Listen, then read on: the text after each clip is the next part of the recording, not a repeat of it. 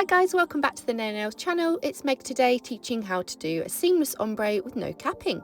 So obviously you want to prep all your nails and have them filed into your preferred shape, and then you're going to take Mega White, and this is the first step.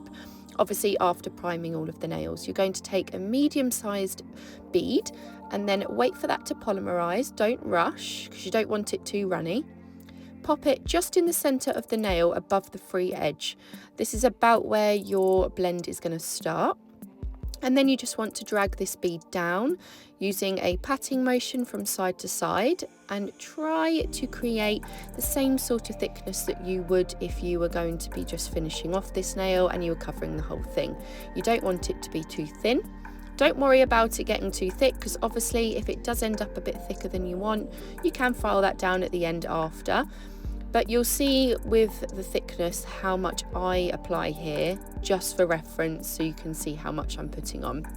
Obviously the nails do look like they're now sticking up slightly towards the end, which is normal because there's no cuticle bead there and there's no apex built yet.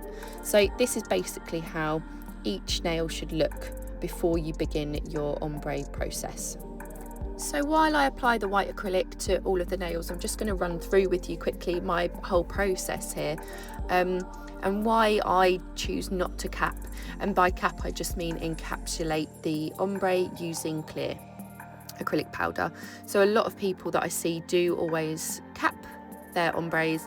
Personally for me, I would recommend not doing it, and I wouldn't do it because I do find the minute you put clear over the top, you lose your pop of white, you lose your colour. I know it's clear powder, but it still dulls it down. And essentially at the end of this, you're going to be top coating anyway. I do tend to top coat with 2 layers on an ombre, just to give it some extra seal and extra shine. And I find that that keeps my ombre clean, it keeps it bright, there's no chipping, no nothing. You don't need to protect it with anything else. That does the job. So first things first, obviously you want to use your white acrylic. Now you want to pop the bead down where I have, halfway up the nail. You want a fair amount of this because you need room to create a blend. And then once you're happy with that and everything's down and it's dried, you're then going to pick your cover acrylic powder. Now cover acrylic powder is going to be your soft beiges, your natural beige, warm beige, porcelain pink, shell pink, pastel pink, flawless, all of those kind of tones. They're all full coverage, nudie, pinky shades. I do believe I use shell pink for this set here today just because that's what my client wanted. And then you're basically going to put that bead of acrylic above the white, and you're going to cover all of the main areas. So your cuticle area, your side walls, you're going to cover the rest of the nail bed that is now showing, and then you're going to use the body of your brush to just blend the pink down through the white.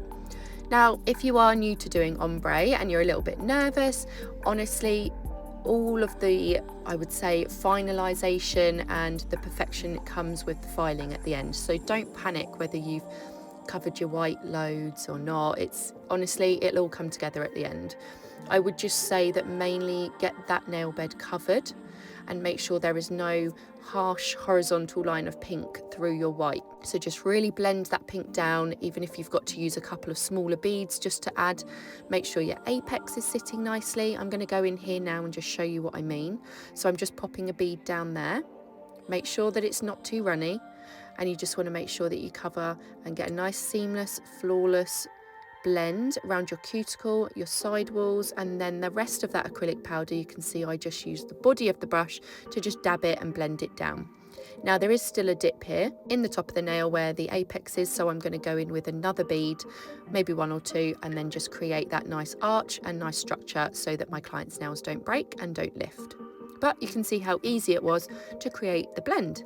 And that's where I'm trying to get at here, is that at the end of this, you can then pull that white back in by filing it at the end to perfect your shape. And that is all you need to do. It really is very simple. It's just 2 steps. Put your white down, put your pink down, use the body of the brush to drag the pink down through the white, leave it to dry, file it back over, and you'll have the perfect ombre. So I'm just going to finish my client's pinks now on all of the other nails, and then I'll be back with you with the filing process after that.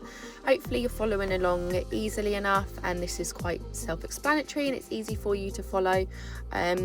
Again, this is like a definite, you don't need to cap it. I promise you don't need to cap it. So you're going to see how lovely and bright the pink and the white pop next to each other by the end of this video. Obviously, all the products I've used here today are Naio Nails products, so you can go ahead and find the link in the description box below. I would say my top ombre blend colours, like my cover colours, are usually Perfect Blush, pastel pink, shell pink, and then natural beige. They're usually the top ones that I use. Most of the other colours tend to either be a little bit too dark, too much of a contrast, or too pale for ombre.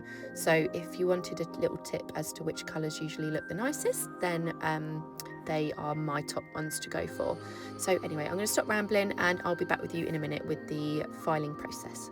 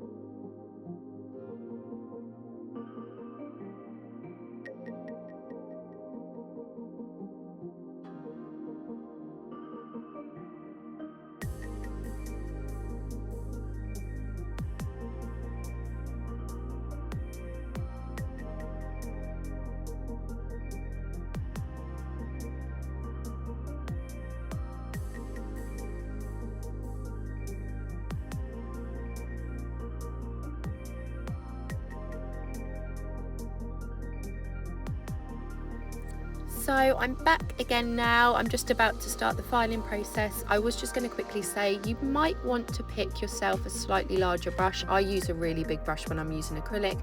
I just find it's easier for me and more time effective.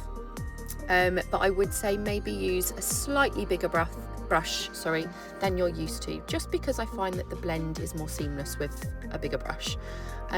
Right, so we are going in here with our 120 grit file, and I'm just filing all the side walls, the cuticle area, to make sure that it is seamless and nice and smooth to the natural nails, so we prevent any lifting.